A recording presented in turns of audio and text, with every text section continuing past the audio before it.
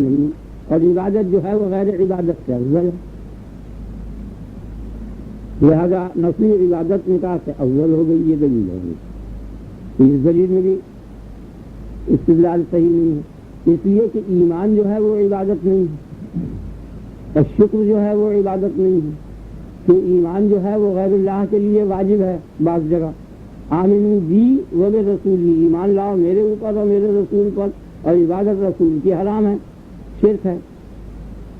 اور وشکر انشکر لی ولے والدیک، شکر کر میرا اور اپنے ماں باپ کا، تو شکر غیر اللہ کے لیے جائز ہے، عبادت غیر اللہ کے لیے جائز نہیں ہے، تو معلوم ہو گیا کہ شکر عبادت نہیں ہے۔ اسی طرح ایمان عبادت نہیں ہے، اور جو شے عبادت نہ ہو وہ کمتر ہے اس شے سے جو عبادت ہو، تو چاہیے کہ ایمان اور شکر دونوں عبادت سے کمتر ہو جائے۔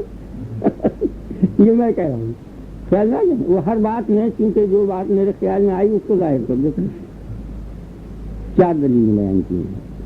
5 دلیلوں نے یہ بیان کی کہ نکاح جو ہے یہ مساوی ہے لونڈی رکھنے سے، یعنی لونڈی کا رکھنا اور نکاح یہ دونوں برابر ہیں، اور لونڈیوں کے رکھنے سے عبادت افضل ہے، عبادت لونڈی رکھنے سے افضل ہے، اور جو شے لونڈی رکھنے کے برابر ہو تو اس سے بھی وہ افضل ہو گئی، یعنی یہ تو مسلم ثبوت ہے کہ عبادت نفلی جو ہے لونڈی کے رکھنے سے افضل ہے، یہ تو دونوں فریق تسلیم کرتی ہیں، اور لونڈی کا رکھنا ایک نکاح کے برابر ہے، نکاح کے برابر ہے، تو برابر والے سے بھی عبادت افضل ہو گئی، تو نکاح سے عبادت افضل ہو گئی۔ اب اس بات کی دلیل کہ لونڈی کا رکھنا اور نکاح برابر ہے، اس کی دلیل یہ ہے کہ فَإِن خِفْتُمْ أَلَّا تَعْدِلُوا، اگر تمہیں یہ خیال ہو، یہ ڈر ہو کہ تم کثرت ازواج میں عدل نہیں کر سکو گے، 4 بیویوں میں یا 3 بیویوں میں یا 2 میں، فواحدۃ، تو پھر ایک ہی بیوی رکھو، اور ما ملکت ایمانکم، یا لونڈی رکھو، تو یہاں دونوں کو او کے ساتھ او کے لفظ نے کہ یا یہ کرو یا یہ کرو، اس سے مساوات ہوئی، اور اس سے لونڈی کا رکھنا نکاح کے برابر ہو گیا، اور لونڈی کے رکھنے سے عبادت قطعی افضل ہے دونوں فریقوں کے نزدیک، تو نکاح سے بھی افضل ہو گئی۔ یہ امام شافعی کا استدلال ہے۔ اگر آپ کو یہ بھی غلط ہے، یہ بھی غلط ہے، اس لیے کہ اس آیت کے یہ معنی نہیں ہے کہ یہ دونوں برابر ہیں۔ اگر یہ معنی ہوں گے تو اس وقت نظام عالم درہم برہم ہو جائے گا، کیونکہ مقصد نکاح جو ہے وہ لونڈی کے رکھنے سے حاصل ہو جاتا ہے، اور لونڈی کا رکھنا ایک نکاح کے برابر ہے۔ اگر اول تو تمام عالم کے واسطے لونڈیاں ملنی نہیں، ناممکن ہے، اور اگر مل بھی جائیں سب کو تو اس وقت جتنی عورتیں آزاد ہیں وہ سب معطل ہو جائیں گی، کیونکہ سب لونڈی رکھ لیں گے، مقصد حاصل ہو گیا بقائے عالم کے واسطے۔ اب خیال کیا، اور دوسری وجہ یہ ہے کہ اب جب لونڈی کا رکھنا نکاح کے برابر ہو جائے گا تو 4 نکاح کے بعد لونڈی نہیں رکھ سکے گا، حالانکہ اندر کل لونڈیاں 4 نکاح کے باوجود رکھ سکتا ہے، اور جب لونڈی کا رکھنا نکاح کے برابر ہوگا تو 3 نکاح کرنے کے بعد، 3 بیویوں کی موجودگی میں لونڈی کے رکھنے کے بعد پھر 4تھا نکاح نہیں کر سکے گا۔ لہٰذا یہ استدلال بالکل غلط ہے۔ تو بہت بڑے اماموں نے بیان کیا ہے، امام شافعی رضی اللہ عنہ سے، آپ سمجھ گئے نا، اور تو بھی کر دوں، خیال میں اچھی بات ہے جو میرے خیال میں آئی میں نے ظاہر کر دی، اور یہ جو رد کر رہا ہوں یہ میرے خیال کا مضمون ہے، بلکہ اس کا مطلب تو یہ ہے، آیت کا مطلب تو یہ ہے کہ اگر تم کو عدل کرنے میں کچھ ڈر ہے، خوف ہے، تم یہ نہیں کر سکتے، تو پھر ایسی صورت میں تم لونڈی رکھ لو، ایک نکاح کر لو، اور اگر ایک نکاح بھی میسر نہ ہو اور اس کی بھی استطاعت نہ ہو تو انتظام عالم کے لیے اور اولاد پیدا کرنے کے واسطے تم لونڈی رکھ لو۔ یہ مطلب ہے، یہ مطلب نہیں ہے کہ یہ دونوں برابر ہیں، یعنی اگر میسر نہ ہو ایک نکاح بھی تو پھر مجبوری کو لونڈی رکھو۔ اور اس کے علاوہ ایک اور خرابی عمل تھا اس کے اندر کہ لونڈیوں میں بے عدلی جائز ہے، لونڈیوں میں بے عدلی جائز ہے، عدل نہ کرنا۔ اب اگر لونڈی کا رکھنا نکاح کے برابر ہو جائے گا تو منکوحہ میں بھی بے عدلی جائز ہو جائے گی، حالانکہ وہاں حرام ہے۔ آپ نے خیال کیا نا، یہ 5 دلیلیں ہو گئی ان کی۔ ایک دلیل انہوں نے یہ بیان کی ہے کہ رسول اللہ صلی اللہ علیہ وسلم نے فرمایا کہ زیادہ موجب ثواب اور بڑے ثواب کی جو عبادت ہے وہ ہے کہ جس کے اندر مشقت ہو. تو عبادت میں مشقت موجود ہے اور نکاح میں میدان نفس اور میدان تباہ ہے, اس میں مشقت نہیں ہے, اس میں راحت ہے. اس لیے عبادت نکاح سے افضل ہونی چاہیے. آپ نے خیال کیا نا اس لیے ٹھیک ہے, یہ بھی غلط ہے استدلال. اس لیے کہ یہ جو آپ نے فرمایا ہے کہ جو عبادت زیادہ شاق ہو اس کا ثواب زیادہ ہے, یہ زیادتی یہ ثواب مشقت کی بنا پر نہیں ہے, یہ آپ کے فرمان کی بنا پر ہے. اگر آپ سہل سے سہل چیز کو فرما دیتے کہ اس میں زیادہ ثواب ہے, تم پانی پیو گوشت کھاؤ, تو اس میں زیادہ ثواب ہو جاتا. وہاں مشقت کی ضرورت کیا ہے؟ وہ جو فرمان نبوی ہے وہ موجب کثرت ثواب ہے, نہ مشقت. اگر مشقت موجب ثواب ہوتی یا کثرت ثواب ہوتی تو اگلی قومیں زیادہ مشقت کی عبادتیں کرتی تھی, وہ سب اس قوم سے افضل ہو جاتی. یہ ہمیں خیال کرنا یہ استدلال جو ان کا صحیح نہیں. ایک دلیل انہوں نے یہ بیان کی ہے کہ اگر نکاح جو ہے یہ جسمانی لذت اور عبادت جو ہے وہ روحانی لذت ہے, اور روحانی لذت جسمانی لذت سے اشرف ہے, اس لیے عبادت جو ہے وہ نکاح سے اشرف ہوگی. یہ دلیل غلط ہے, اس لیے کہ روحانی لذت جسمانی لذت سے اشرف جب ہوگی کہ جب روح بدن سے اشرف ہو, اور یہ ہے فلسفیت, شریعت نہیں ہے. یعنی عقل کے نزدیک عقل میں یہ بات آتی ہے کہ روح اچھی ہے اور بدن برا ہے. اہل عقل یہاں فلاسفہ کے نزدیک یہ ہے, لیکن شریعت نہیں ہے یہ. اس لیے کہ اگر روح اچھی ہوگی تب جا کے اس کی لذت اچھی ہوگی, یعنی عبادت, اور پھر جس ادنا ہوگا تب جا کے اس کا فعل جو ہے وہ نکاح وہ ادنا ہوگا جسمانی لذت, اور وہ کم تر ہو جائے گا. یہ ٹھیک ہے, یہ عقلن ہے, شریعت نہیں ہے. اس واسطے کہ اگر روح اشرف ہوتی تو روح اللہ عیسیٰ علیہ السلام محمد صلی اللہ علیہ وسلم کا اشرف ہوتے, ان میں روحانیت محمد صلی اللہ علیہ وسلم سے بہت زیادہ تھی, کہ بات نہیں تھے. بے باپ تو پیدا ہوئے نا, اس لیے ان میں بہت زیادہ روحانیت تھی, مادیت کم تھی. اور یہ بھی اتفاق کہ محمد صلی اللہ علیہ وسلم تمام انبیاء سے اشرف ہے, خاص کر عیسیٰ علیہ السلام سے اشرف ہے. 73 کے 73 فرقے اس پر متفق ہے, کیونکہ وہ تو روح اللہ ہے نا. حالانکہ 73 فرقوں کا اس بات پر اجماع ہے کہ جس جگہ پر محمد صلی اللہ علیہ وسلم کا جسم مبارک رکھا ہوا ہے وہ تمام ارواح قدسیہ سے اور تمام کائنات سے افضل ہے. یہ کوئی بات نہیں ہے کہ وہ افضل ہو بدن سے, تو معیار فضیلت کی یہ صحیح نہیں ہے. میں نے اس پہ قصہ یاد آیا مجھے, بہت عرصہ ہوا, کوئی 50 برس کے قریب اور 40 سال کے قریب, اپنے استاد سے پوچھا میں نے کہ معیار فضیلت کیا ہے. خلافت کا مسئلہ چل رہا تھا کچھ, یہ خلفائے حضرت ابوبکر حضرت عمر کو کس قسم کی بحثیں چل رہی تھی, وہ بالترتیب انہوں نے بتایا جو ہم اہل سنت والجماعت کا جو عقیدہ ہے میں نے ان سے پوچھا معیار فضیلت کیا چیز ہے, یعنی کیا شے ہو جس سے یہ سمجھا جائے کہ یہ شے افضل ہے اس سے. تو انہوں نے مجھے یہ بات بتائی, یہ ایک لفظ جو ان کا یاد ہے کہ تعلق باللہ, یہ ہے معیار فضیلت, تعلق باللہ. میں سن لیا میں نے, آپ نے خیال کیا نہیں, یہ بات بتائی. میں نے اسے غور کیا تو معلوم ہوا کہ یہ غلط بات ہے, یہ صحیح نہیں ہے. کہ تعلق باللہ جو ہے یہ موجب افضلیت نہیں ہے. مالک سے مملوک کا علاقہ اگر ہو شدید تر اور کسی کو کم تر ہو, مملوک کو یعنی غلام کو اپنے آقا سے اور مملوک کو مالک سے علاقہ ہو, دونوں کو کسی کو کم کسی کو زیادہ, تو جیسے زیادہ ہو وہ کم والے سے افضل ہو. یعنی تعلق باللہ جو ہے در حقیقت علت ہے ہی نہیں افضلیت کی, یہ غلط ہے. اس لیے کہ آپ دیکھیے کہ مالک کو کہ جو منیم ہوتے ہیں ملازمین ہوتے ہیں اور بہت ہی اس کے خادم ہوتے ہیں اور صحیح زیادت کے ساتھ کام کرتے ہیں, تو وہ زیادہ سے زیادہ یہ کرتا ہے کہ وقت پر ان کو تنخواہ دے دیتا ہے, اور کبھی وہ بونس ہوتا ہے یا کچھ تھوڑا سا انعام دے دیتا ہے. باقی وہ نالائق بیٹا اور نافرمان اولاد جو ہے ساری جائیداد دفاع اور رأس المال اسی کے لیے چھوڑ جاتا ہے, نہیں دیتا. سمجھ آ گیا کہ کیا بات ہوئی. یعنی تعلق باللہ وہاں الٹا ہو گیا, یعنی اس کو جس سے تعلق ہو وہ افضل ہے. یعنی تعلق بالعبد, خدا کو جس سے تعلق ہو وہ افضل ہے. وہ شخص جس کو خدا سے تعلق ہے اس کی کوئی فضیلت نہیں ہے. خدا کو اس سے تعلق کیا ہے؟ اگر خدا کو اس سے تعلق ہے تو وہ افضل ہے, خدا کو تعلق نہیں ختم. آپ سمجھتے کتنی ہی عبادت کر لو صحیح, وہ تسلیم بھی کر لے میں نے تمہارا حق تو نہیں کاٹا, یہ کہے گا قیامت کے دن یہود و نصارہ سے اور اہل کتاب سے. تم جی یہ اعتراض کر رہا ہو کہ امت محمدیہ کو اتنا انعام دیا اور یہ دیا, ٹھیک ہے یہ بات سب, تمہارا حق تو نہیں کاٹا, اب یہ میرا فضل ہے جسے چاہوں میں دوں. تو تعلق باللہ جو ہے یہ مجھے افضلیت نہیں ہے, بلکہ تعلق باللہ خدا کو جس بندے سے علاقہ ہو جائے ختم.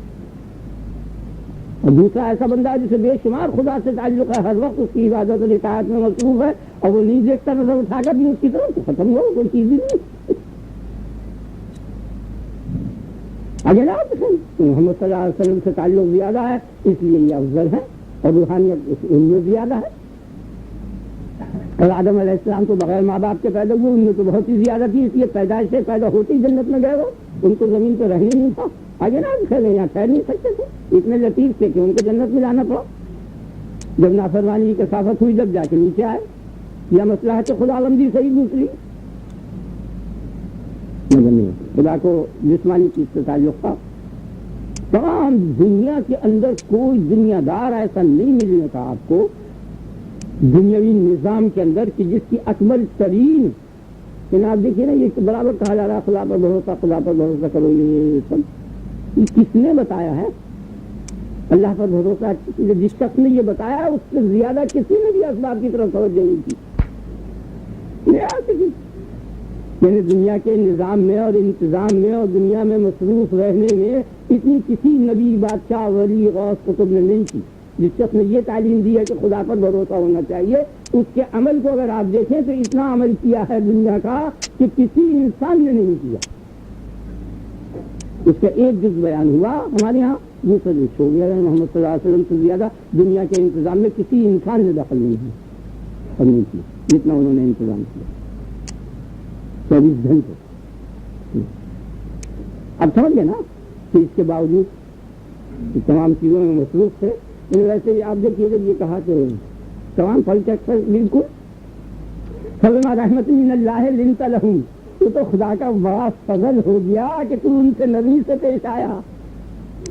فضل غلیظ القلب لانفضوا من حولک, اگر تو شروع اور سخت دل ہوتا تو تیرے گرد سے وہ مگر ان کی طبیعت صاف نہیں ہونی چاہیے, خالی معافی سے. ہم سے بھی ان کے لیے معاف کرا, واستغفر لہم, مجھ سے بھی کہ یا اللہ تو بھی معاف کر. اب بھی ان کا دل صاف نہیں ہونے کا, وشاورہم فی الامر, اب تم لوگ اب جنگ کا انتظام کرنا ہے, لاؤ کیا مشورہ ہے. اب یہ سمجھ جائیں گے کہ اب انہوں نے کا دل صاف ہو گیا اور اب اس کے بالکل صحیح. اب یہ ساری باتیں آپ دیکھیے کیا ہیں, تمام یہ سیاسی باتیں ہیں. جو بڑے بڑے سیاستدان لوگ ہیں وہ نہیں اس کے ظاہر کر سکتے. پہلے خود معاف کیا, پھر خدا سے معافی کرائی, پھر یہ کہا کہ ان کو اپنے مشورے میں شریک کرو تاکہ یگانہ اتحاد ہو جائے. فیض اعظم کا جب اسباب کی تکمیل ہو جائے, مکمل ارادہ کر لے تو توکل, پھر مستقبل اسباب کی طرف سے پھر ہے توکل, پھر ان اسباب کو باثر سمجھ, پھر یہ کچھ کرنا ہے نہیں کرنا ہے میری طرف سے, یہ تعلیم ہے. میرا مطلب کہیں گے جیسا کہ محمد صلی اللہ علیہ وسلم روحانیت میں اور انبیاء سے, اور روحانیت جو ہے وہ اچھی چیز ہوتی ہے, اندر زیادہ ہوتی ہے نہیں ہے. یہاں تو اعتدال ہے روح بدن میں, اصل چیز تو اعتدال ہے. تو یہ کہنا کہ روح افضل ہے بدن سے, یہ صحیح نہیں ہے. یہ تو فلسفیوں نے بدعت ایجاد کی ہے, یہ غلط ہے. اور ان سے کچھ جو ہے اہل روحانیت نے اور اہل کشف نے حاصل کیا, باقی شریعت نہیں ہے. یہ خاموش روزہ ہے, چپ روزہ ہمارے یہاں مشہور نہیں ہے, یہ سب فلسفیت ہے, یہ عیسائیت ہے, اسلام نہیں. اگر ہے, اور روزہ بھی جو ہے اس کے متعلق بھی جیسا بھی بتایا کہ ایک روزہ کھو, ایک روز نارا کرو, ایک روزہ کھو, 100 میں لاؤ گی, یہ دلیل صحیح نہیں ہے. کہ نکاح جو ہے یہ جسمانی لذت ہے اور عبادت روحانی لذت ہے, یہ استدلال صحیح نہیں ہے. ایک دلیل انہوں نے یہ بیان کی ہے, تو کتنی دلیلیں ہو گئی, کافی یاد ہیں. انہوں نے ایک دلیل یہ بیان کی ہے کہ اگر نکاح اور نوافل یہ دونوں برابر ہوں گے کہ ایک تو موجب لذت ہے اور ایک موجب مشقت ہے. تو موجب مشقت اور ثواب دونوں کا ہو برابر، یعنی یہ تقدیر بھی ہے کہ برابر ہے.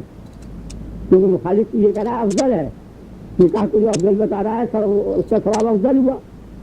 افضلیت کا تقاضا تو یہی تھا نا. آپ کے خیال میں بات آ رہی ہے نا؟ آپ سمجھ گئے نا؟ تو اب اگر دونوں کا ثواب برابر ہو اور ایک میں ہو مشقت اور ایک میں ہو راحت، تو مشقت کے ساتھ حکم دینا یہ عقل کے خلاف ہے. وہ مقصد اور وہ ثواب جو کم محنت یا بغیر محنت کے بغیر مشقت کے حاصل ہو سکتا تھا، وہ زیادہ مشقت دینے کی کیا فائدہ؟ یہ سراسر فلسفیت ہے، اس کا کوئی تعلق شریعت سے نہیں ہے. کیونکہ حکم الہی جو ہے وہ اس کے تابع نہیں ہے. اللہ پاک چاہتا تو پہلے ہی جنت میں سب کو بھیج دیتا اور یہ پیدا کرنے کے بعد اور اتنی مشقت لینے کی بھی ضرورت نہیں رہتی، لیکن اس نے ایسا کیا تو معلوم ہوا کہ اس کی حکمت اور اس کی مصلحت اس سے متقاضی ہے. آپ سمجھ گئے نا؟ وہ ان کا استدلال یہ ہے اور اس کا جواب یہ ہے کہ یہ عقل و حسن قوا عقلی کے تابع ہے یہ چیز، اور خدا کا کوئی فعل حسن قوا عقلی کے تابع نہیں ہے. عقل کے خلاف اللہ تبارک و تعالیٰ کا حکم ہو سکتا ہے، عقل کی مطابقت شرط نہیں ہے. اس کا یہ جواب ہے. ایک دلیل نے یہ بیان کیا کہ اگر نکاح افضل ہوگا عبادت سے تو زراعت بھی افضل ہوگی. تو جو شخص نکاح کو افضل کہہ رہا ہے، یعنی جو سبب بقائے نظام نسل کو افضل کہہ رہا ہے، وہ سبب بقائے نظام شخص کو کیوں افضل کہے گا؟ وہ تو مقدم ہے، یعنی اس پر یہ موجود زندگی نکاح پر تو موقوف ہے نسل، اور یہ اس سے ہے مقدم. تو اس میں کیا رہے گا؟ جو اس کو افضل کہہ رہا ہے اس کو بھی افضل کہہ رہا ہے. اور اس کے علاوہ سب سے بڑی دلیل یہ ہے کہ اگر یہ افضل ہوتی تو نبی اس میں مصروف ہوتا، کیونکہ نبی جو ہے وہ تارک افضل نہیں ہوتا.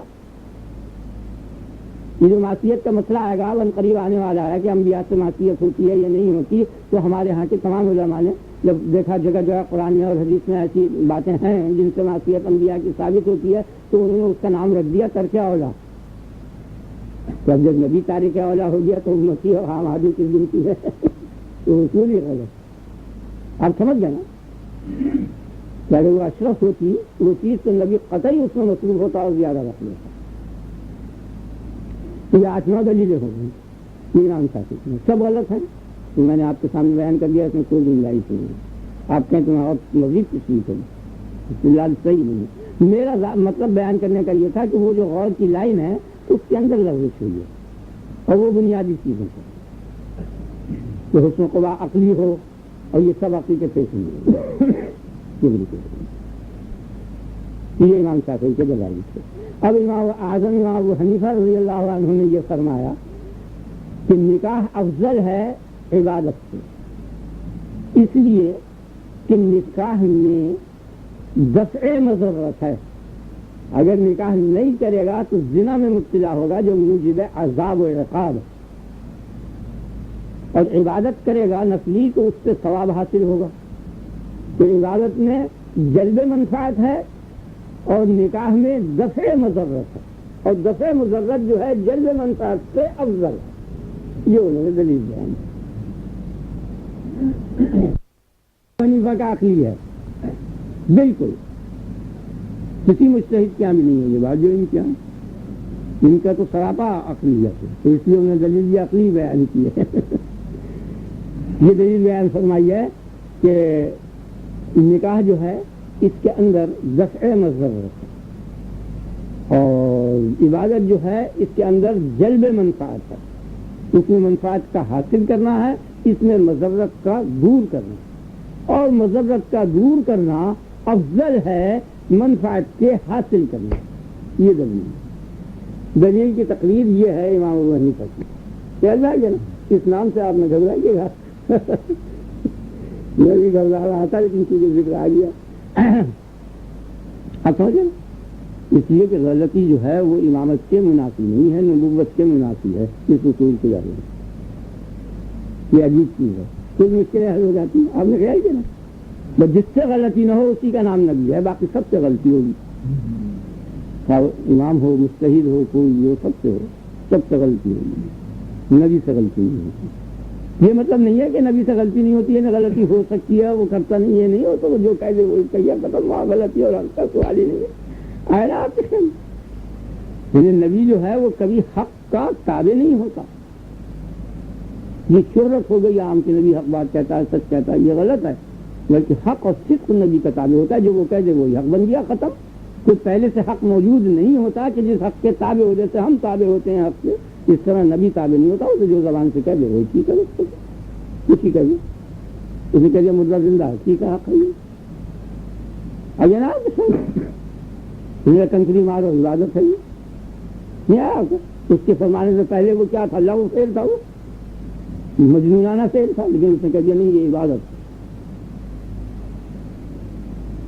اب خیال آ گیا تو نبی حق کا تابع نہیں ہوتا بلکہ حق تابع ہے. قولہ الحق، اللہ اور اللہ کے رسول کے قول جو ہے اسی کا نام حق ہے، بس جو وہ کہہ دے وہی حق ہے، ختم. آپ نے دیکھا نا آگ گرم ہے، بالکل اس نے کہہ دیا قلنا یا نار کونی بردا، اس نے کہہ دیا ٹھنڈی ہے، ختم. وہی حق ہو گئی، جو وہ کہہ دے وہی حق ہے. یہ تو متضاد چیزیں ہیں. لا تقولوا لمن يقتل في سبيل الله اموات، مطلب کوئی بھی عقل کا اور حصہ آدمی کہہ سکتا ہے، جانور تک یہ نہیں کہہ سکتا کہ یہ مرا نہیں. سب کے نزدیک وہ مردہ ہے. عقل اور حص دونوں اس کو مردہ کہہ رہی ہیں. اگر وہ مردہ نہ ہوتا تو دفن کیوں نہ کیا جاتا؟ اسے کوئی کھانا کھلاتا ہے، نہ پانی پلاتا ہے، نہ آداب تقریم کچھ بھی نہیں، وہ مردوں کی طرح دفن ہوتا ہے. لیکن اس نے کہہ دیا کہ نہیں یہ زندہ ہے، ٹھیک ہے، ختم. یہ تو بالکل نقیضین ہے نا. اس کے معنی یہ ہوئے جو وہ کہہ دے وہ حق ہے. ہمارے یہاں تو قانون جو ہے اجتماع النقیضین اور اتفاق النقیضین کا ہے نا، جو وہ کہہ دے وہی ٹھیک. ان امہاتہم الا اللائے ولدنہم، اب اس نے یہ بتایا کہ ماں تو وہ ہے جو جنے، ٹھیک ہے. اور اس نے کہہ دیا نبی اولیٰ بالمؤمنین من انفسہم وازواجہ امہاتہم، نبی کی جو بیویاں ہیں وہ مائیں ہیں. انہوں نے جنا نہیں، لیکن اس نے کہہ دیا میں کہتا ہوں یہ مائیں، ختم. ٹھیک ہے. یہ قاعدہ تو یہ بتایا نا، ان امہاتہم الا اللائے ولدنہم، مائیں وہ ہیں جو جنے. تو قاعدے کے مطابق تو جو نہ جنے وہ ماں نہ ہو، لیکن اس نے کہہ دیا کہ وہ امہات المومنین جو ہیں نبی کی بیویوں کو کہہ دیا یہ مومنوں کی مائیں ہیں، حالانکہ انہوں نے جنا نہیں. اسے حق کہا رہا، وہ اس معنی کر جو رائج ہے نہیں، بلکہ وہ کہتا ہے حق وہ ہے جو میں کہوں، میں نے کہہ دیا یہ ماں. اگر کسی اور کو ماں کہہ دیتا وہ بھی ماں ہو جاتا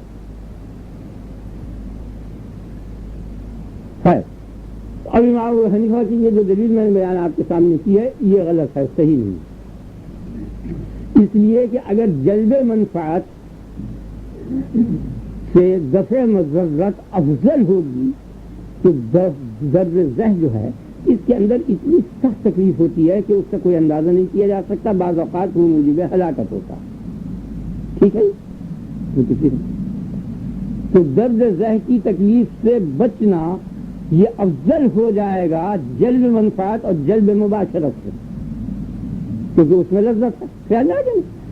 تو اس تکلیف سے بچنے کے لیے اس لذت کو ترک کر دینا آگے نا آپ کے خیال میں افضل ہوگا، اور اس وہ لذت جو ہے وہ غیر افضل ہوگی. اور قانون عقل اور شرع یہ ہے کہ افضل کی موجودگی میں غیر افضل کو چھوڑنا چاہیے، تو ترک مباشرت ہونی چاہیے. اور اس کا نتیجہ یہ ہوگا کہ نظام عالم ختم ہو جائے اور عالم برباد ہو جائے، سلسلہ تو ختم ہو گیا. آپ نے خیال کیا؟ یہ بات سمجھ میں آ گئی نا؟ یہ اصول صحیح نہیں ہے. اس کے علاوہ دفع مضرت جو ہے وہ ہو عدم میں حاصل ہے. یہ اور فلسفیانہ طریقے پر آپ دیکھیے، نہ پیدا ہوتا، پیدا نہ ہونے میں مضرت نہیں ہے.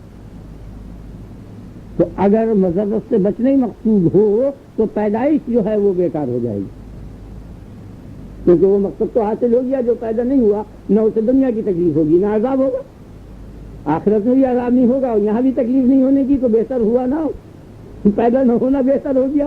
جب پیدا نہ ہونا بہتر ہوا تو پیدا ہونا یہ بدتر ہوا. کیا جائے، اور پیدا ہونا جب بدتر ہوا تو وہ نظام برم برم ہو گیا، یہ غلط ہو گیا. حالانکہ خدا نے تمام کائنات کو پیدا کیا. ما خلقنا السماء والارض وما بینہما باطلا، زمین اور آسمان جو کچھ اس کے درمیان میں ہے یہ باطل نہیں ہے، اور اس اصول پر یہ باطل ہوگی. یہ دلیل نہیں ہے، اس کے اندر یہ خامی ہے. اس دلیل سے. اور اس کے علاوہ میں کہتا ہوں ایک بات کہ اگر مضرت سے بچنا جو ہے یہ موجب افضلیت ہو، اور جو مضرت سے بچ جائے وہ افضل ہو، تو مضرت عذاب جو ہے اس سے بچنے والے کائنات کی بہت بڑی اکثریت ہے جو عذاب جہنم سے بچے گی. کہ تمام ملائکہ، تمام حور العین، تمام فلکیات، تمام عنصریات، تمام جمادات، تمام نباتات، تمام حیوانات، یہ سب عذاب جہنم سے بچے ہوئے ہیں. ان کو عذاب جہنم نہیں ہوگا. صرف نوع انسانی رہتی ہے یا مذہب کے اعتبار سے جن، یعنی عالم حس میں نوع انسانی. تو اتنی بڑی اکثریت عذاب جہنم سے بچ گئی، تو عذاب سے بچنا جب اہم اور افضل ہے تو چاہیے کہ یہ تمام عذاب سے جہنم سے بچنے والے انسان سے افضل ہوں، حالانکہ انسان سے افضل نہیں ہے. یہ میں کہتا ہوں. اگر یہ میرے خیال میں بات ہے، اچھی بات ہے نا. اب اگر یہ کہا جائے کہ من یصرف عنہ یومئذ فقد رحمہ، عذاب جہنم سے اس دن جو بچ گیا وہ مرحوم ہے. اب اگر آپ یہ کہو، یہ اعتراض کرو، تو چاروں طرف دیکھنے پڑتے ہیں نا، ہر کونے کی طرف نظر رہی. من یصرف عنہ یعنی عن عذاب جہنم فقد رحمہ، وہ مرحوم ہے، وہ شخص ہے کہ جس پر اللہ نے رحم کر دیا. وہ ظاہر ہے کہ وہ افضل ہے. اور ہم نے ابھی یہ ثابت کیا کہ عذاب جہنم سے بچنا جو ہے یہ افضلیت نہیں، اور اس آیت سے یہ ثابت ہو رہا ہے. آگے نا اس کا کیا جواب ہے؟ اس کا جواب یہ ہے کہ عذاب جہنم سے بچنا عذاب جہنم سے نہ بچنے سے افضل ہے، فی نفس سے ہی افضل نہیں ہے، بلکہ یہ ذریعہ ہے عذاب جہنم سے بچنا جنت میں داخل ہونے کا. اصل مقصد وہ جلب منفعت ہی ہے. آپ کی سمجھ نہیں ہے؟ اور دلیل اس کی من زحزح عن النار وادخل الجنۃ فقد فاز، جو جہنم کے عذاب سے نکل گیا اور جنت میں داخل ہوا وہ کامیاب.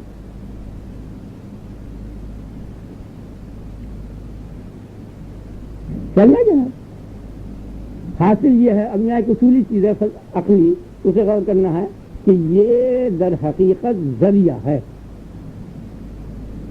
اور ذرائع جب ہوتے ہیں ہمیشہ غیر مقصود ہوا کرتے ہیں، اور جو شے ان ذریعوں سے حاصل ہوا کرتی ہے وہ مقصود ہوتی ہے. تو ہمیشہ ذریعہ غیر افضل ہوتا ہے. آپ سمجھتے ہیں کہ دفع مضرت جو ہے در حقیقت جلب منفعت کا ذریعہ ہے، مقدم ہے. آیا افضل نہیں ہے بلکہ مقدم ہے، یعنی اسے کھول کے نکالنا چاہیے کہ کیا بات ہے اس کے اندر. یعنی نقطہ اول جو ہے حرکت کا وہ مضرت ہے، اس مضرت کے نقطے سے بھاگتا ہے، اور منفعت کا نقطہ جس کا نام سکون ہے اگر آپ کے خیال میں وہاں پہنچتا ہے. ہر عمل میں یہی ہو رہا ہے، خواہ وہ دین کا ہو یا دنیا کا ہو، اچھا ہو یا برا ہو، کچھ بھی ہو، اس کے حرکت والے متحرک کے خیال میں پہلا نقطہ جو ہوتا ہے وہ مضرت کا ہوتا ہے، اس سے وہ بھاگتا ہے. اگر آپ کے خیال میں، اور وہ بھاگنا دراصل میں مقصد نہیں ہوتا، مقصد ہوتا ہے حسن کے نقطے تک پہنچنا جس کا نام سکون ہے. وہ آخری نقطہ ہوتا ہے اس مسافت کا. تو مضرت کی جو مدافعت ہے وہ صرف بیقین حرکت سے ہو جائے گی تو بچ گیا اس سے. یعنی جہاں آگ جل رہی ہو اس سے ایک انچ ایک گز ہٹ گیا، ہو گیا کہ بچ گیا اس سے. کتنا آ رہی ہے اس سے ایک بالش چھوڑ کے بچ جہاز سیدھی نکل گئی، چل گیا جناب، بس نکل گئی. اس سے ایک انچ حرکت کرتے ہی آگے نا. آپ یہ ذرا ویسی فلسفیانہ بات. تو اگر قطع مسافت ہی مقصود ہو تو حرکت لا انتہا ہو جائے گی. یعنی برابر حرکت کر رہا ہے، بھاگے چلا جا رہا ہے، بھاگے چلا جا رہا ہے، تو بھاگنا مقصود کوئی ہے بلکہ کسی جگہ جا کر ٹھہرنا مقصود ہے، ورنہ حرکت دائم ہو جائے گی اور عالم قدیم ہو جائے گا. کہ برابر حرکت کرتا ہوا چلا جا رہا ہے، بھاگے چلا جا رہا ہے. وہ تو قطع مسافت اصل میں ذریعہ ہے اس مقصد کا، منزل تک پہنچنے کا. وہ مقصد نہیں ہے، اس لیے ذریعہ جو ہے وہ کبھی مقصود نہیں ہوتا. تو دفع مضرت ذریعہ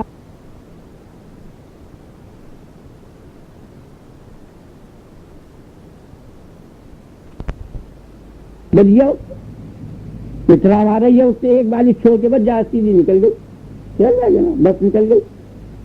اس سے ایک انچ حرکت کرتے ہی آگے نا. آپ یہ ذرا ویسی فلسفیانہ بات. تو اگر قطع مسافت ہی مقصود ہو تو حرکت لا انتہا ہو جائے گی، یعنی برابر حرکت کر رہا ہے، بھاگے چلا جا رہا ہے، بھاگے چلا جا رہا ہے، تو بھاگنا مقصود کوئی ہے، بلکہ کسی جگہ جا کر ٹھہرنا مقصود ہے، ورنہ حرکت دائم ہو جائے گی اور عالم قدیم ہو جائے گا کہ برابر حرکت کرتا ہوا چلا چلا جا رہا ہے، بھاگے چلا جا رہا ہے۔ یہ تو قطع مسافت اصل میں ذریعہ ہے اس مقصد کا، منزل تک پہنچنے کا، وہ مقصد نہیں ہے، اس لیے ذریعہ جو ہے وہ کبھی مقصود نہیں ہوتا۔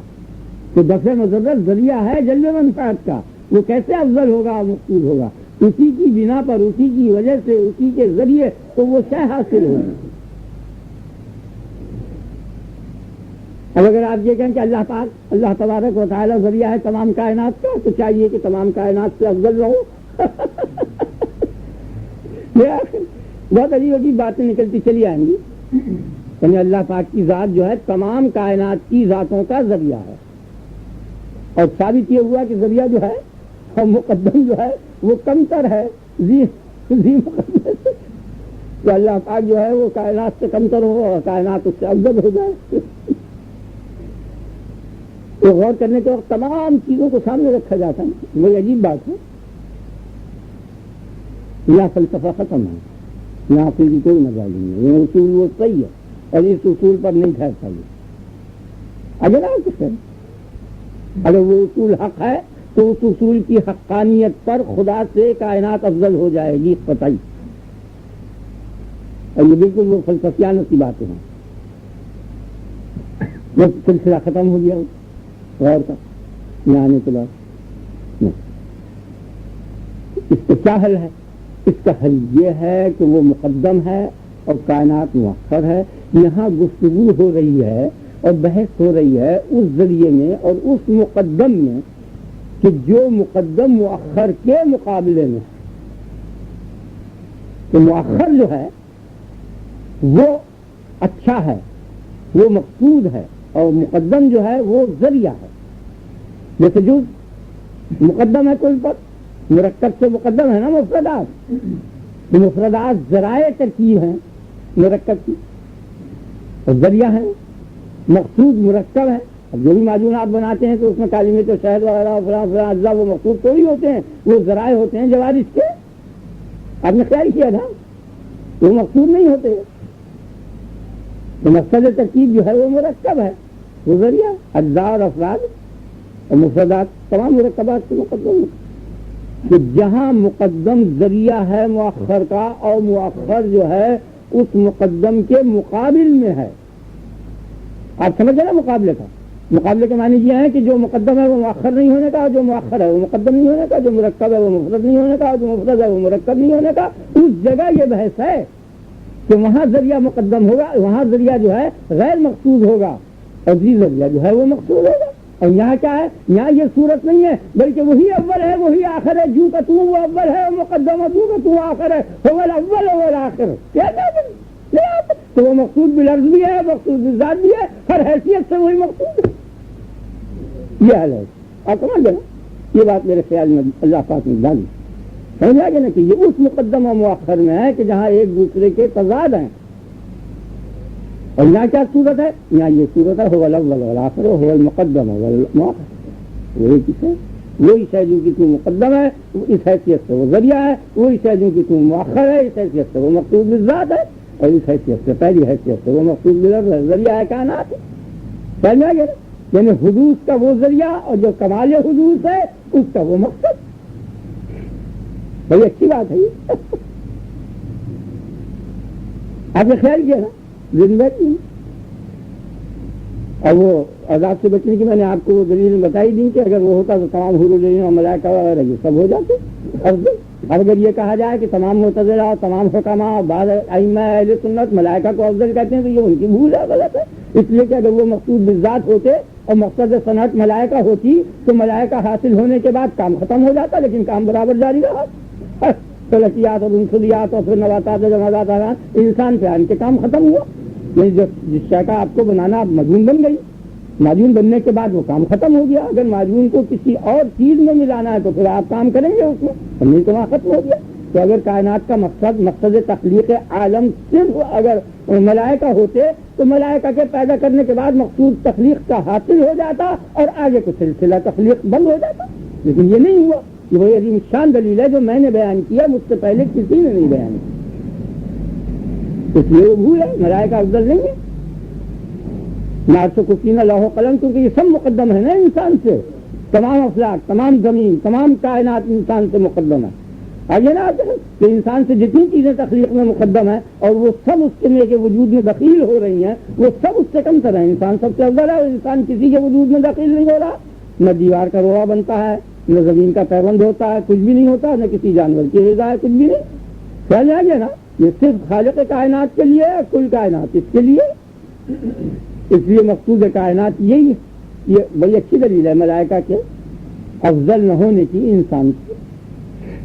یہ دلیل جو بیان فرمائی تھی، یہ اس دلیل کی دلالت صحیح نہیں ہے، نہیں کہنا چاہیے۔ ہمارے ساتھ بڑے کے متعلق یہ نہیں کہہ سکتا میں کہ انہوں نے غلطی کی، بہرحال اس دلیل کی دلالت صحیح نہیں ہے۔ یہ اب خیال فرمایا بڑی اچھی چیز ہے۔ ایک دلیل انہوں نے یہ بیان فرمائی ہے کہ نکاح عدل ہے، اور عدل جو ہے وہ 60 سال کی عبادت سے بہتر ہے، فرمایا رسول اللہ صلی اللہ علیہ وسلم۔ تو اگر 1 سال کی بھی عبادت سے بہتر ہو، جب بھی ثابت ہو جائے گا کہ جائے کہ 60 سال کی عبادت سے بہتر ہے، تو وہ نکاح جو ہے بہت ہی بہتر ہو گیا عبادت۔ یہ دلیل یہ بیان فرمائی ہے امام ابو حنیفہ رضی اللہ عنہ۔ آپ نے خیال کیا یہ دلیل، اس دلیل کی دلالت بھی صحیح نہیں ہے، غلط، اس لیے کہ نکاح جو عدل ہے، یہ تم کیا کہہ رہے ہو؟ عدل کس کو کہتے ہیں؟ عدل ایک تو وہ ہے جو ظلم کے مقابل میں ہے، اور ایک عدل وہ ہے کہ جو موجب بقائے عالم ہے، مصلحت عالم۔ تو یہ نکاح جو ہے یہ مصلحت ہے، آگے نا تو خیال میں بقائے عالم کی، یا ضد ظلم ہے؟ کیا کہتے ہو؟ اگر یہ ضد ظلم ہے، ظلم کے مقابل کی چیز ہے یہ عدل، آپ نے خیال فرمایا؟ عدل اگر ظلم کے مقابل کی چیز ہے اور نکاح عدل ہے تو ترک نکاح جو ہے قطعی ظلم ہوگا۔ خیال میں آگے نا تو علیہ السلام نے نکاح ترک کیا، قطعی وہ ظالم ہو جائیں گے۔ آگے نا آپ کے خیال تو معلوم ہو گیا کہ یہ ضد ظلم نہیں ہے۔ اب غور سے سنے تو مال جو ہوتی ہے وہ مال کو پیدا کر دیتی ہے کہ تم نے بہت گاہ کھا لیا، فلاں جگہ سنبھال لاؤ، فلاں جگہ سنبھال لاؤ، اور نہیں دکھتا تو کہتا بھائی یہی تو کون لے گا کالی گدم والا۔ آپ جو سمجھ گئے نا، جو کاروباری لوگ ہیں اسے جانتے ہیں، اگر آپ شوق سے سنیں تو تمام جہان کے جو یہ اصول جو پہلے میں نے بتایا کہ جو کتاب اللہ سے ہٹے گا، خواہ ائمہ ہوں یا حکماء ہوں یا فضلاء ہوں یا کوئی بھی، فوراً گر پڑے گا، یعنی گرے گا نہیں بلکہ ہٹ نہیں گرنا ہے۔ یہ ثابت کی ہے، یہ کتنی بڑی غلطی ہے کہ نکاح عدل کے کیا معنی؟ ظلم کے مقابل، یعنی جو عدل نہ کرو تو وہ ظلم ہوا، تو ظلم ضد ظلم ہے اگر عدل کے معنی، تو یا علیہ السلام ظالم ہو جائیں گے، اور اگر عدل کے یہ معنی ہے کہ نظام عالم اس پر موقوف ہے، اب بقائے نسل انسانی نکاح پر موقوف ہے، یہ ٹھیک ہے، صحیح ہے، یہ بہتر نہیں ہے 60 سال عبادت سے، وہ عدل بہتر ہے جو ظلم کے مقابل میں ہے۔ خیال میں آ گیا؟ 60 سال کی عبادت سے وہ عدل بہتر ہے، خیال میں آ گیا نا آپ سے، جو ضد ظلم ہے۔ زیادہ یہ دلیل بھی ٹھیک ہے، جو دلیلیں تو عقلی بیان فرمائی جو مشتمل شریعت پر ہیں، اور ایک شرعی دلیل ہے کہ النکاح من سنتی فمن رغب عن سنتی فلیس منی، ٹھیک ہے، نکاح میری سنت ہے، آپ نے خیر فرمایا، اور سنت رسول جو ہے یہ ایک دلیل یہ بیان کی سنت مؤکدہ ہے۔ تو اس کا جواب یہ ہے کہ جس طرح نکاح سنت مؤکدہ ہے، اسی طرح عبادات بھی سنت مؤکدہ ہے۔ آپ عبادت بھی کثرت سے کر سکے، کیونکہ نکاح اتنے نہیں کیے جتنی عبادتیں کی، یعنی سنت مؤکدہ نوافل بھی تو ہیں، رکعات بھی تو ہیں، خیال آ گیا نا، وہ اس کے مقابلے میں موجود ہیں، لہٰذا یہ تنہا شرعی دلیل بھی کافی ہے۔ آپ دیکھیں یہ تینوں دلیلیں صحیح ہیں، ان کی 9 کی 9 غلط دلیلیں غلط، ان کی تینوں بلکہ حق یہ ہے، اب میں کہتا ہوں یہ حق ہے کہ نکاح جو ہے عبادت سے نسلی سے افضل ہے، اس کی دلیل حق یہ ہے، یعنی دعویٰ حق ہے ان کا، دلیل استدلال صحیح نہیں ہے۔ یہ بات حق ہے کہ نکاح افضل ہے، دلیل کیا ہے وہ نہیں جو انہوں نے فرمایا، بلکہ یہ دلیل ہے کہ نکاح جو ہے یہ موجب بقائے عالم ہے، بقائے نسل انسانی کا یہ موجب ہے نکاح. آپ نے خیر کیا ذریعہ ہے اللہ. اور عبادت جو ہے نکاح تو بقا کو چاہتا ہے اور عبادت فنائے عالم کو چاہتی ہے. اصل عبادت میں تو یہ ہے نا کہ عالم فنا ہو جائے، صرف خدا کے خدا ہی خدا اس کے سامنے رہے، استغراق الہی چاہتا ہے. یہ فنائے عالم کو چاہتی ہے، عبادت فنا کو چاہتی ہے، اور نکاح بقا کو چاہتا ہے. اور بقا قطعی اشرف ہے فنا سے. خیال میں آئیے نا، کیونکہ بقا خاصہ الہی ہے. خیال آ جاؤ، فنا جو ہے وہ خاصہ ہے غیر اللہ ہے، مخلوق کا خاصہ ہے. اب سمجھے نا، بقا فنا سے افضل. تو جو شے موجب بقا ہے وہ اس شے سے جو موجب فنا ہے قطعی افضل ہے. اس لیے نکاح جو ہے وہ موجب بقا اور عبادت جو ہے وہ موجب فنا. وہ پھر عبادت ہی کیا رہے گی اگر فنا نہ ہو. چل جائے گا. تو مجنون جو ایک نماز پڑھنے والے کے آگے سے گزرا تو وہ کوئی ایک قدم آگے بڑھا تھا تو اس نے نماز توڑ کر اس کو ڈانٹا اور دھمکایا.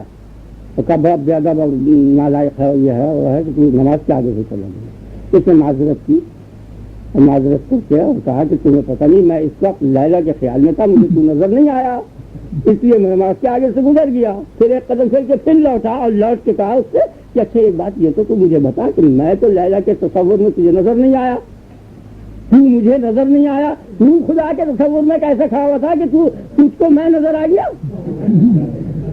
تو معلوم ہوا کہ عبادت جو ہے وہ فنائے عالم کو چاہتی ہے، کسی کا خیر، اسی کا نام خضوع ہے. تو عبادت جو ہے وہ موجب فنا ہے اور نکاح جو ہے یہ موجب بقا ہے. اب اس کے ساتھ ایک مقدمہ یہ لگایا کہ بقا فنا سے افضل ہے کیونکہ وہ خاصہ ہے، خداوندی ہے، خدا کے جتنے خاصے ہیں وہ ممکنات کے خاصوں سے افضل ہے.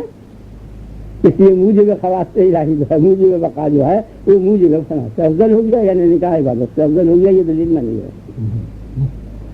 اس کے علاوہ تم کس جھگڑے میں پڑ رہے ہو؟ شرعی طور پر اگر دیکھو کہ یہ اعمال اور عبادت کوئی حقیقت نہیں رکھتے، تمام عمر عبادت کرے بے دیا ساری عمر، اس کی کوئی قیمت نہیں ہے اگر ساتھ کے اور سیکنڈ کے کسی ادنا حصے میں نبی کا اعزاز اگر ثابت کر دے گیا نا تو کل عمر کی خالص عبادت بے دیا مقبولہ سے وہ افضل ہے. بیک آن، کیونکہ نبی کلمت اللہ ہے اور کلمت اللہ ہے ہی العلیٰ، نبی اعلیٰ ہے اور باقی سب چیزیں ادنا. آگے نا آپ تو اعزاز نبی جو ہے وہ تمام عبادتوں سے افضل ہے. وہ تو نفلی عبادت میں وہ شروع کر رہا ہے، فرضی عبادت میں اگر نبی بلائے یا ایھا الذین آمنوا استجیبوا للہ وللرسول اذا دعاکم تو فوراً نماز کو توڑ دو. نماز کی کوئی حیثیت نہیں ہے، مجھے بس اسے اصلاح جاؤ اور نیت توڑ دو. ایک آدمی کو بلایا آپ نے، وہ نہیں آئے. نماز ختم ہونے پر آپ نے فرمایا کہ کیوں نہیں آئے گا؟ میں نماز پڑھ رہا تھا. کہ تم نے یہ نہیں سنا یا ایھا الذین آمنوا استجیبوا للہ وللرسول، یہ آیت نہیں سنی تھی کیا؟ نبی بلائے کیا نہیں آ گیا نا، تو نماز کا توڑ دینا جو ہے فرض ہے. اس وقت نماز پڑھنی تقریباً کفر یا فسق ہے، ناجائز ہے اعزاز نبی کے مقابلے میں. تو مقصود بالذات صرف اعزاز نبی ہے. آگے نا آپ کے خیال آپ سمجھ گئے نا، نبی تمام انبیاء علیہ السلام پر افتخار کریں گے کہ میں اتنی امت لے کر آیا ہوں. خیال آیا؟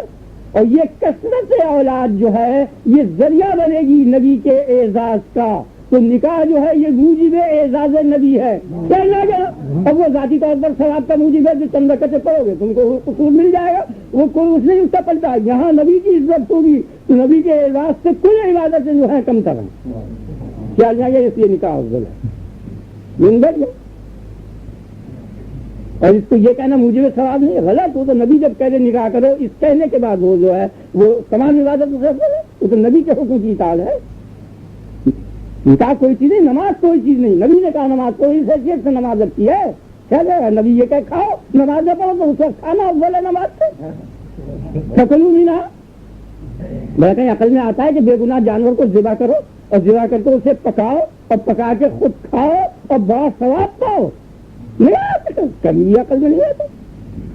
شکلوں نہیں نہ اس میں سے خود کھاؤ. تم فقیر خاک بطر کو بھی کھلاؤ، خود بھی کھاؤ. کیا لگے نا نبی کا خوب آرام سے کھاؤ پیو موج کرو، بس وہ موج کرنا ہی عبادت ہے. اپنی رائے سے نماز پڑھنے کی میرے خیال میں تو یہ بات آئی تھی اور جو میں آپ کے سامنے بیان کر دوں اس مناظرے کے مطابق. باقی آئندہ ترتیب بار ہم اپنے الہیاتی کے مسائل یہاں بیان کریں گے، اور یہ مولویانہ باتیں تھیں، اس واسطے میں نے کبھی ایسی بات نہیں بیان کرتا، باقی چونکہ اس کے اندر استدلال کے اندر ایک رجوع اپن سمجھ جاؤں، ہاں یعنی ان کی 8 9 دلیلوں کو میں نے توڑ دیا کہ یہ غلط ہے بالکل۔ ایسے ان کے بہت سے اصولی استدلال بھی، کیونکہ زیادہ صحیح اصول انہی کے ہیں، لیکن بہرحال مجتہد سے تو غلطی ہوئے گی، بھولے گا، مجتہد عالم تو نہیں ہوتا نا، یعنی مجتہد کے معنی یہ ہیں کہ تلاش کر رہا، کوشش کر رہا، اور جب تک کوشش کرتا رہے گا اور تلاش کرتا رہے گا تو دوران تلاش میں پائے گا نہیں، نہیں آیا تو مجتہد تو جاہل ہی ہوتا ہے نا، اور ساتھ ہی وہ عالم ہو جائے گا نہیں، جب تک کوشش کر رہا ہے۔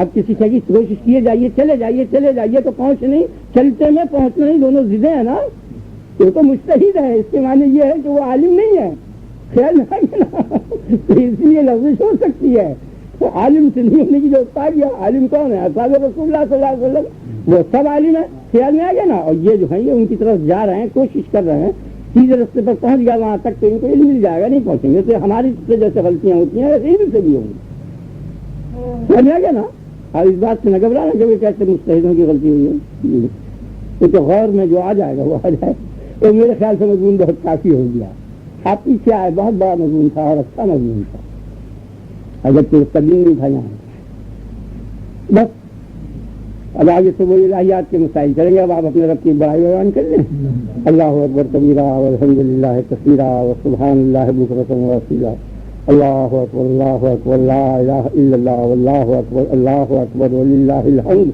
سبحان اللہ وبحمدہ سبحان اللہ العظیم، لا الہ الا انت سبحانک انی کنت من الظالمین۔ اللهم صل على نبينا ومرشدنا ومولانا محمد وآله وأصحابه أجمعين، اللهم بارك على محمد وعلى آل محمد كما باركت على إبراهيم وعلى آل إبراهيم إنك حميد مجيد، اللهم إنا نسألك العفو والعافية في الدنيا والآخرة، اللهم إنا نسألك العفو والعافية في الدنيا والآخرة، اللهم إنا نسألك العفو والعافية في الدنيا والآخرة، اللهم إنا نسألك اليقين، اللهم إنا نسألك اليقين، اللهم إنا نسألك اليقين، ربنا ربنا ربنا يا جامع الناس ليوم لا ريب فيه، يا جامع الناس ليوم لا ريب فيه، يا جامع الناس ليوم لا ريب فيه، ربنا لا تزغ قلوبنا بعد إذ هديتنا وهب لنا من لدنك رحمة إنك أنت الوهاب، سبحان ربك رب العزة عما يصفون وسلام على المرسلين والحمد لله۔